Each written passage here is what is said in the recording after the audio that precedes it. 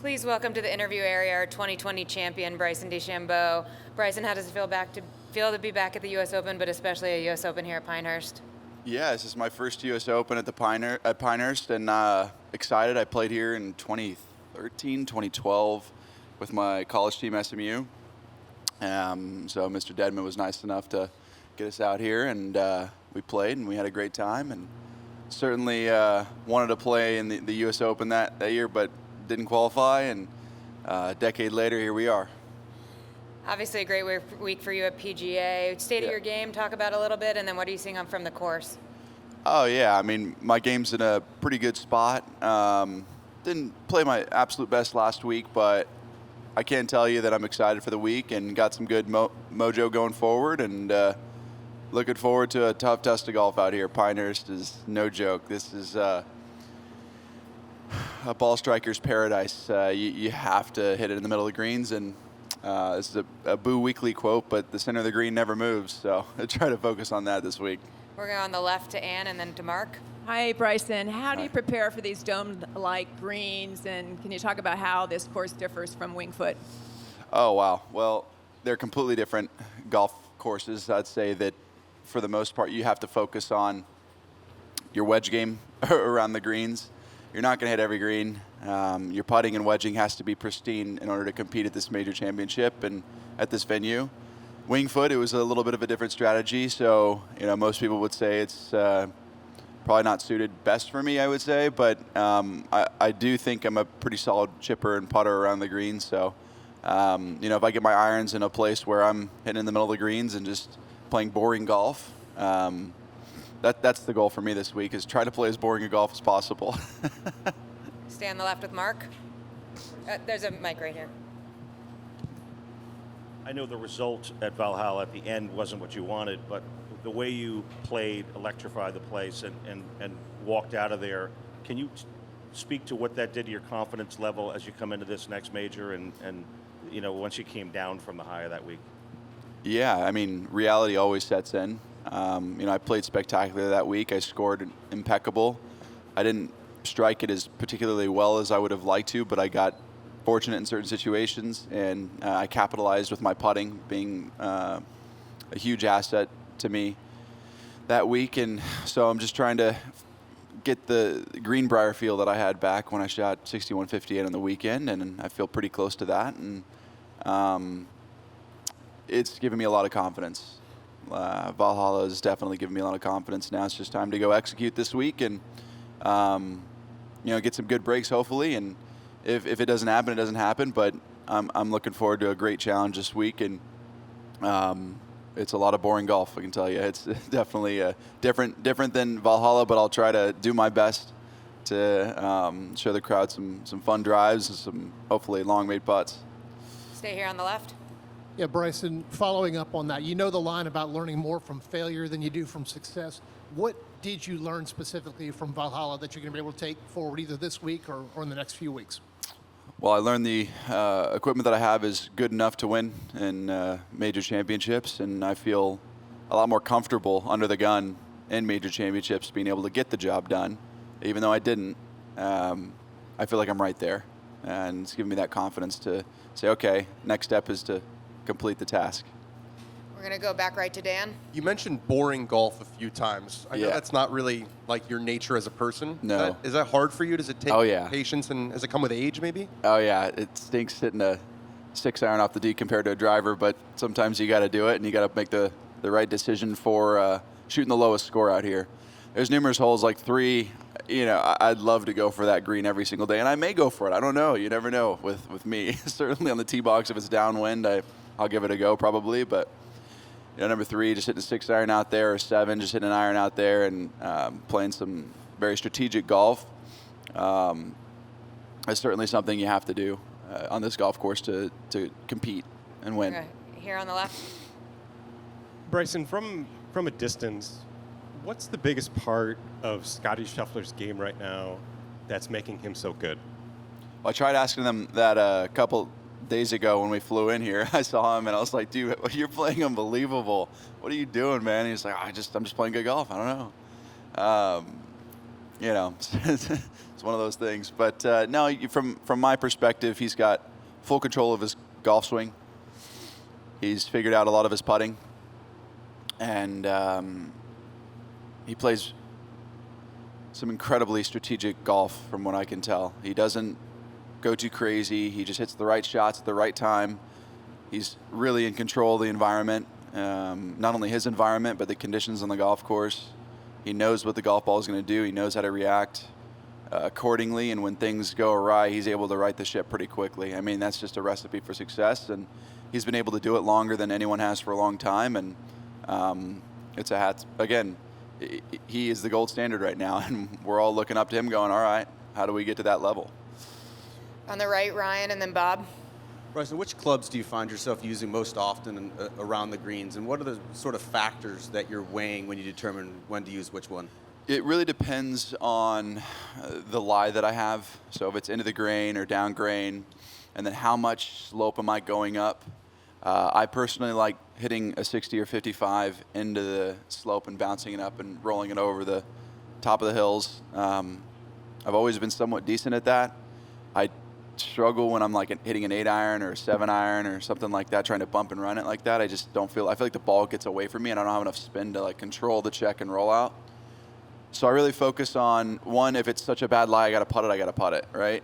If not, if it's a good lie, decent lie, I'll hit a 60. And then if I need lower loft to bounce it into a pretty steep slope, I'll go to 55. And that's really decisions. That's the way I go about it and how I make those decisions to get it up on top of the bowl and hopefully close to the hole. Yeah. Bob. Right. Bryson, your comments about, playing smart, does it negate some of your length advantage, or do you still feel like you have that, Yeah. even if you are laying back off the tee? Well, even if I'm laying back off the tee, I still feel like my irons are a tremendous advantage for the length and how far I hit them. For example, my 8-iron's going like 205 right now. 7-iron's close to 220. So even if I do lay back and I've got a 200-yard shot and I'm still hitting an 8-iron in, it's still 200 yards, and you got to hit a good shot from 200 yards. But definitely it's nice getting up there and being like, okay, it's just an 8-iron. And so I still think it is a bit of an advantage for me. Back left corner.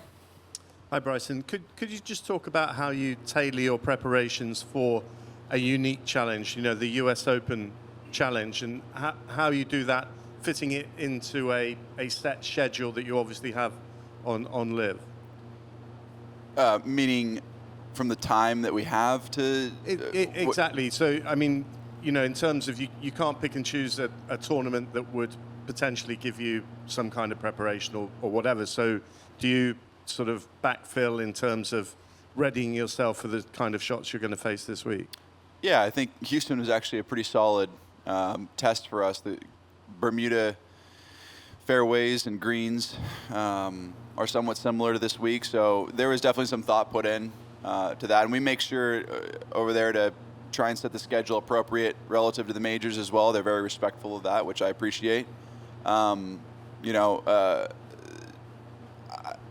Again, it's one of those things that even if it was bent grass last week, you're still going to be focused on this week and how I'm going to hit those shots. And how I prepare for that is coming out here early and taking care of what the conditions are out here. Even though, Houston was Bermuda last week, it's not the same type, and the greens are a little different. So getting out here and getting a lot of practice in around the greens, on the greens, and making sure that my ball striking is good is really what I'm focused on, and that's the best way to prepare. There's no better test than to actually practice on the golf course you're practicing on for the tournament and whatnot. And this is a unique test. It's not like most U.S. Opens.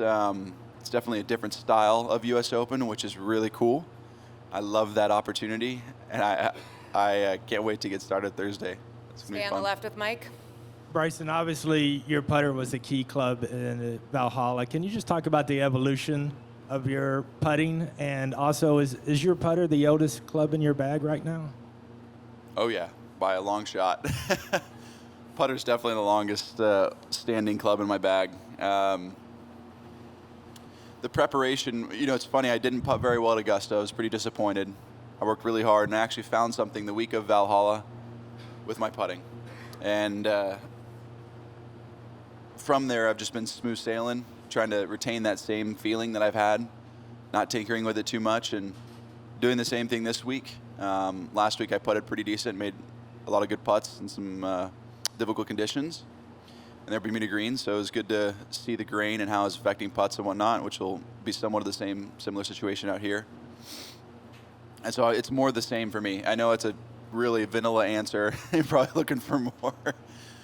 But it's more of the same of what I'm doing. It's a function of straight back, straight through, making sure the face angle is square to that target line for as long as possible, and just controlling my speed profile. That's really all I'm focused on, to make sure I'm hitting the right distance of putts. And you see me working on that every day. Everybody sees it. So I'm probably one of the only people that uses a foresight out on the greens for practice. And it really helps get my feel dialed in. More the same for me. Yeah. On the right, Paolo, then Luke. You said earlier maybe first glance people wouldn't think this place fits your game. I'm curious how you feel like your game has evolved since you won the U.S. Open to maybe fit a place like this, and what has helped you to do that? Yeah, I mean, a lot of it's just equipment. I'm still the same person I was, a little thinner, okay, a little thinner. I'm still the same person from the golf perspective, but I just feel like I'm a little more strategic more often than not. I'm not such a risk taker. I mean, I do take risks. I love taking risks, but there are times for it, and I've felt like as time has gone on, I've realized when that time is and when essentially not to go for it, when it doesn't make any sense. And that's a lot of that reasoning is because of my equipment. It's changed quite dramatically, and I feel a lot more comfortable over it. I know what it can do. I'm not in it for just, okay, hopefully this works. It's more of a, I know I need to hit it here, I need to go there. So it's just evolved over the course of time. It's not one of those things that I can say specifically one moment where it changed, but for me it's more of an adaptation and evolution into my own personal game and how I'm playing the game of golf, what I feel comfortable with. Definitely not comfortable just bombing driver everywhere out here. You can get us in big trouble. So you got to take what the course provides you. Luke. Hey, Bryson. You mentioned the course is so unique for a U.S. Open test. How do you go about calculating your run-out numbers on a week like this? It's a great question. Something that I've worked with DeCHAMBEAU a lot on, talking to him about it this week. Even just last week, I was telling him a few times because it got hot in Houston and started running out. We were just talking about run-out numbers and, okay, how much is this going to run out? So we track on practice days how far the golf ball is rolling. We'll see on the foresight how far it lands and then how far did it actually go. And so we'll take those two numbers and say, all right, it's a 33-yard run out right now in these conditions. Because if it's downwind, it can go to 45 yards. If it's into the wind, it can go to 5 yards.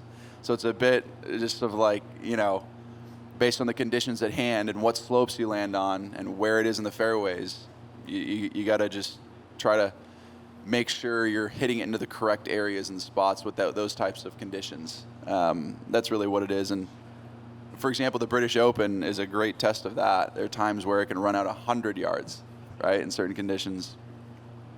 I like that style of golf, but certainly there are some bad breaks you can get, but you can also get really good breaks. So it's one of those things that's you just got to play with what the course provides you. Just a few more front left. Yeah, Bryson, first of all, welcome back to the Sandhills. Like you said, first time about a decade. Yeah. Second, kind of on the heels of that, the Heat main storyline this week, Friday, be close to 100. Yeah. So obviously 8-iron going 205 could be part Probably of that farther. ball compression thing. Yeah. But just talk about the impact that has on your game this week. It definitely helps me swing faster. Heat helps me get a lot looser quicker, which is great. And then under the gun, when my adrenaline goes, it can go really far. Spin rate actually drops. So when the grass gets dried out, I have to be watching out for dried out grass because that ball will go forever, especially I've got a Titleist left dash, and that's not a spinny golf ball, and you need a lot of spin to control golf ball around here. But it's what I'm comfortable with. It's what I like using for my irons. It's what flight I need for wind. And if it gets hotter, it's definitely going to provide a different challenge that we have all got to adapt to. And hopefully I can adapt better than others to give myself a good chance. But it's certainly going to make things play a lot firmer, faster, and the golf course is going to be a tough challenge. Back right, Alex. Yeah. Bryson, can you talk about what you took out of Valhalla a month ago? And then B, can you talk about how your game, what parts of your game suit this golf course? So what I took out of Valhalla was, I would say personally, the confidence that I can do it again, and my ultimate goal is to, after 20 more years, hopefully, of playing golf, God willing, like I'm hopefully going to complete that career Grand Slam. That's my ultimate goal for myself, and was trying to get that done, at Valhalla for the second leg, and didn't happen. But just knowing that I could get the job done, especially shooting 64 on Sunday, I gave it all I had. I let it all out there, so I feel really confident with my game in under pressure situations, which is great. That's what I took out of Valhalla, so that was a lot of fun. And then also the fans are great. Love seeing and feeding off the fans. That was a lot of fun. And then this week you asked the test.